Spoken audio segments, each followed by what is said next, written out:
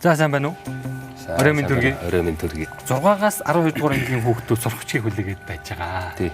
За энэ 9 сарда багтаа сургуулиудад одоо ингээд сурах бичгүүд ингээд очоод 10 сарын ихэнх гэхэд сурах бичгүүд бүрэн очиж. Өглөөнөөс үдээс хойш болтол хичээлээд үдээс хойшоос унттлаа гэрийн даалгавар хийдэг.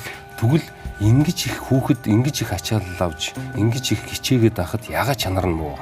Одоо их сургуулиуд дээр байдаг жижиг шажиг маш олон тооны асуудлууд байдаг. Энэ асуудлуудыг арилгаж чадах болов уу? Аж ахуйн тал руугаа хамаг анхаарал нь явчаад сургалт эрдэм шинжилгээ рүүгээ ингээд явахгүй. Бид хизээ дээд боловсролын төвшөнд дэлхийн хэмжээний мэргэжлэнг бэлддэг болох уу? Ихтэй сургууль төгссөн оюутан ингээд ажлын байран дээр гарч ирэхээр бид нар давхар нөгөө ажлын байранд нь сургах ажил гарч ирээд байна. Би таны хэлж байгааг сайн ойлгож байна л да. Яг нэгтгэх асуудал дээр миний хувьд бол уучлаарай тантай санал нийлмээргүй. Сайн чадвартай боловсон хүчин гадагшаа урсаад байгаа байхгүй.